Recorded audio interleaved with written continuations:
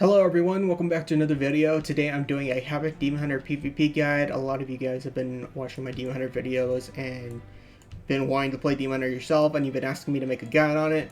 And now that I've been enjoying Demon Hunter so much and been playing it more than anything else and have been gearing it up, I feel a lot more comfortable doing a guide on it. So yeah, and just to get at everybody's system, yeah, Demon Hunter's broken, overpowered, really easy, simple, blah blah blah. I've seen it all. So now that we got that at everybody's system, let's go ahead and begin. This is going to be going over the Necrolord Covenant specifically. I know some people on the channel play Venthyr and Night Fae, but I don't personally play those. Some stuff in this video will work for that. Some stuff won't. So I just want to put that quick disclaimer out there, and now let's go ahead and dive right off into the talents first. First row, Fellblade, you're just going to want a gap closer. That's pretty much all there is to it. Demon Hunters don't have a slow. Yeah, we have the mobility, but yeah, you won't have a slow, so you want that gap closer for when you're being kited, mostly by hunters, frost mages, etc. And as well as it generates fury.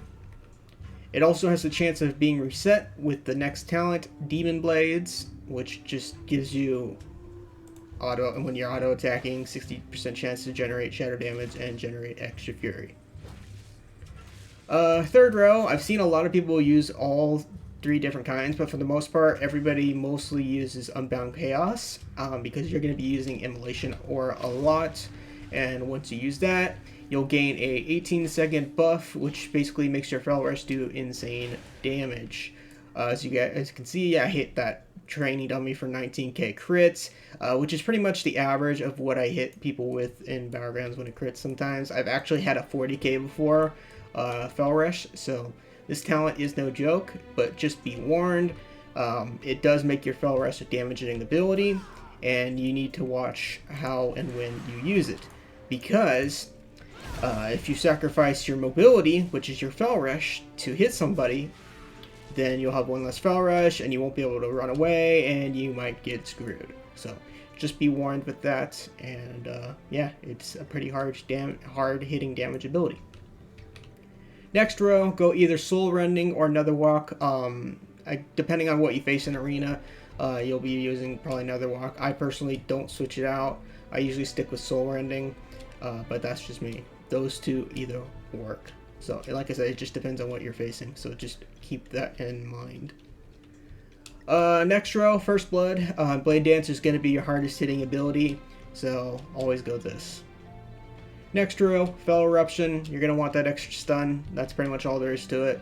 As much as I really wish I could go for the slow, Fell Eruption is just generally always better.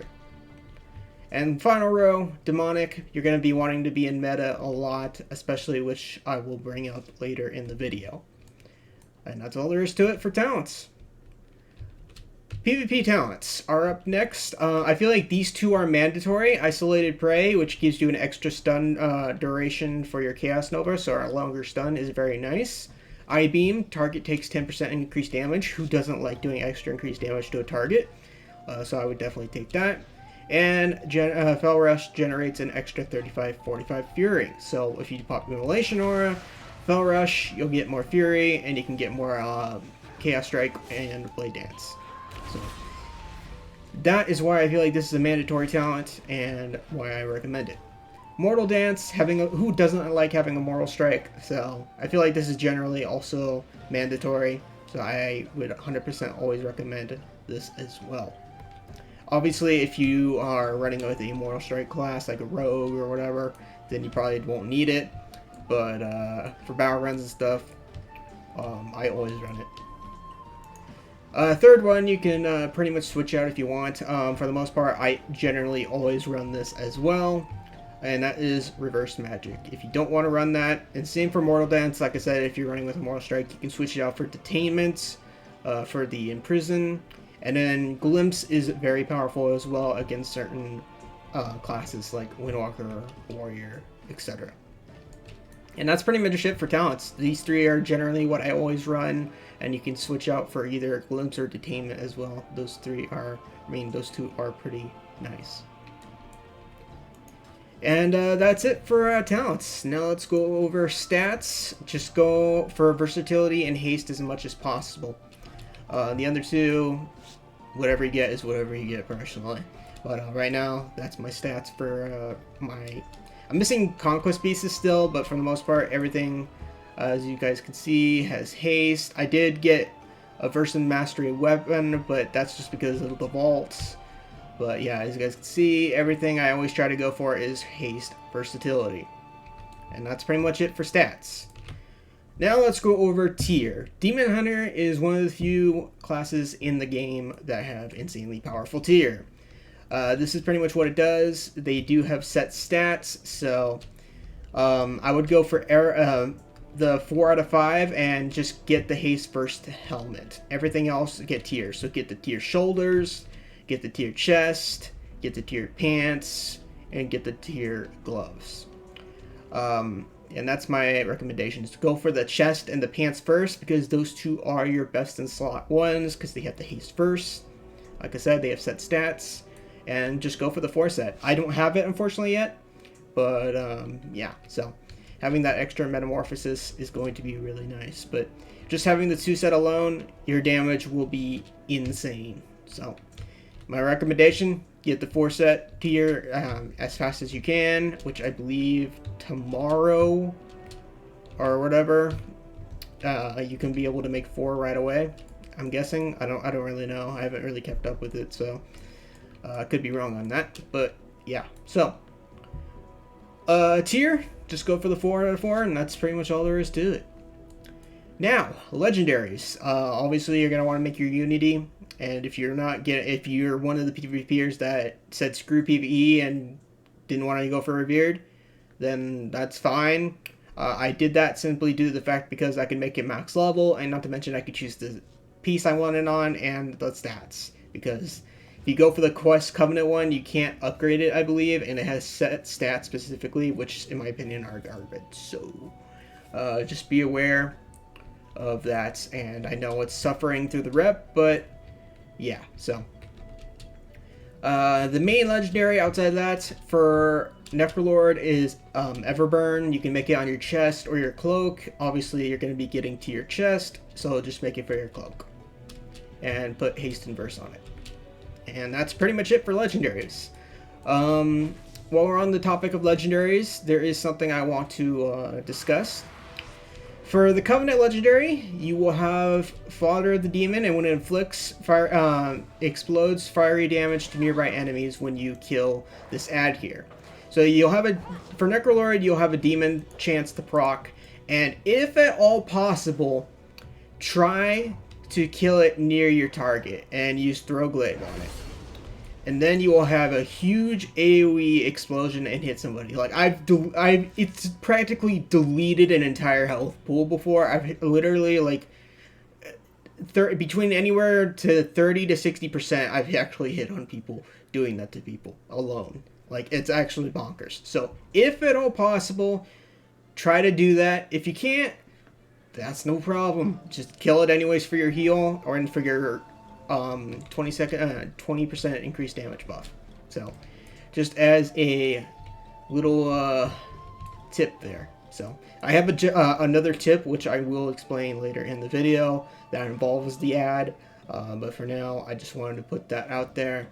Try to kill the ad near players if possible, because it does a lot of damage, which I'm sure you'll see in my Demon Hunter videos.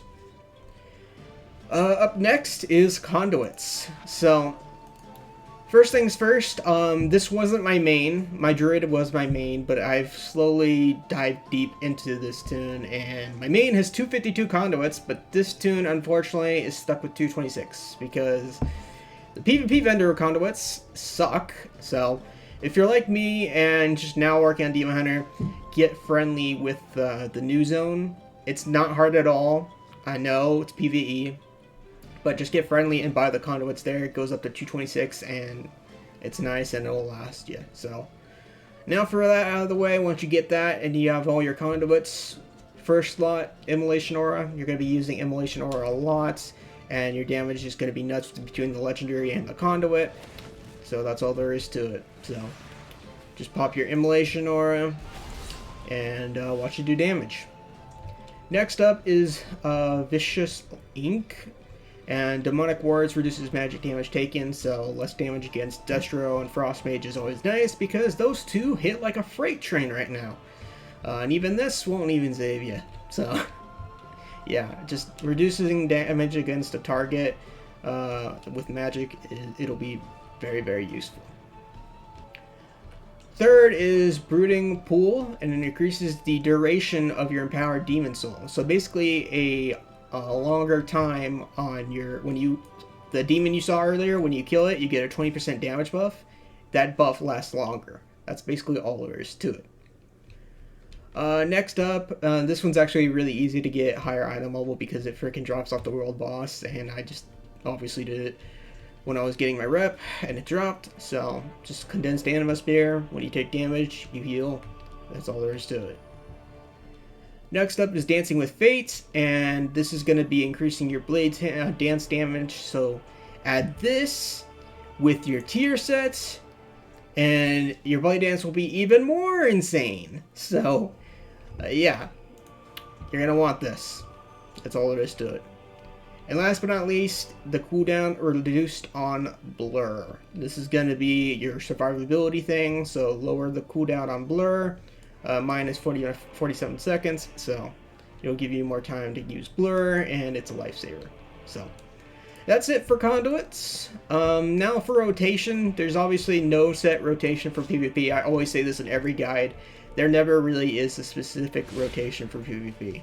So basically what I always do, Immolation Aura, Fell I-Beam, whatever, Fell Rush, Blade Dance, spam Annihilation / Chaos Strike, and then once Blade Dance is up, use it again, Chaos Strike, and when a demon's up, kill it with Glaive Toss near somebody. Immolation Aura's off cooldown, use it again, Fell Rush, you know, stuff like that. It's really simple rotation. Demon Hunter, everybody knows Demon Hunter rotation is really not that too terribly difficult. That, yeah, pretty much just use stuff off cooldown. Other than that, Chaos Strike, Blade Dance, you know, stuff like that. So that's pretty much it for the rotation. Now I got asked this about on my last guide video for my Druid, and I didn't really talk about it. If you're new to the channel or been around the channel, you guys know Arena is not really my thing. I don't personally like it. I do it because I have to. But you guys wanted to know what arena comp I ran, and this is proof. I'm 2.1k on 2v2 because that's what I did to gear up. I did 3v3 just to help my friend gear his ult, so I don't really do 3v3s, but I just wanted to point that out. Yes, I did 3v3, but that's just to help a friend who is getting his gear. 2v2, I ran Demon Hunter Resto Shaman to 1,800. And then from 1,800 to 2.1k, I ran Ret Demon Hunter. It's not a good comp, but we got there. In the end, I would probably run with a healer, try Holy Priest specifically, because they are absolutely bonkers broken, and it's literally the only healer that actually even queues anymore. I literally don't even see anything else that even exists. They're just that broken. But yeah, obviously the game is not in a good spot, and it's very hard to find partners, and let alone a specific class that works for your class. So if you do find somebody, like a friend you want to run with, give it a shot. Maybe you guys can do it. After all, Ret Demon Hunter is not really in a super amazing team, but we made it work somehow. So if you wanted to know that, there's your answer. Yeah. Last but not least, a few PvP tips. So let me show you guys real quick. Let me try and get a proc. It involves the demon, which I was talking about earlier. I did learn this for myself. I even showed it proof in a video, an arena video I posted, of what I mean. So I got a demon proc here, right? And like I said, you do generally want to kill it near player. But there's also a smart thing you can do. You can leave the demon up, and you can avoid CC. Like, for example, say I'm facing a hunter or a mage or a rogue, and the rogue blinds me, or the mage sheeps me, or the hunter traps me, the demon will stay over here and hit you and get you out of the CC, or keep you in combat. For example, like I said, I did this in an arena video. I left the demon up deliberately, and managed to get a last second 1v2 in, killed his partner, left the demon up, and the rogue vanished. I kept the demon on me to keep myself in combat so he couldn't sap me, got him out of stealth, and he didn't have his trinket, so I stunned him, killed a demon near him, and I pretty much practically 100-0'd him in just a matter of seconds. So it worked out like insanely well. So that's just another PvP tip in general. You can leave the demon up so you don't get CC'd, or actually you will get CC'd, but it will break it. And that's just a huge, that's probably like my number one tip, I'll be honest. That's probably my number one tip. It's just, obviously it's RNG if the demon procs or not, but just try to be a little bit smart on when you use it. So overall, the demon, you can use it to break CC, and then secondly, try to kill the demon near as much people as you can for that big AoE. Especially the main kill target. It just does a lot of damage. Secondly, if you're new to the channel, I am primarily a battleground person. So this is going to apply to that. I try to use the terrain to your advantage. I've been primarily playing epics these days, and just for example, there is a spot in the Horde base where you can jump onto the roofs and completely avoid detection from the Alliance that watch the gate, and just jump to the tower and basically save it for your team. I find that, and it works about a good majority of the time. It's actually pretty amusing. So that's just kind of like another tip. There are certain things on certain maps you can use to your advantage. Just keep that in mind when playing Demon Hunter. So obviously don't exploit or anything. It's not really an exploit, but I just wanted to let you guys know, don't exploit, but try to use the terrain to your advantage. So, like as in sneak around and, you know, all that stuff. I think that covers up everything. Hopefully this guide helps you guys out.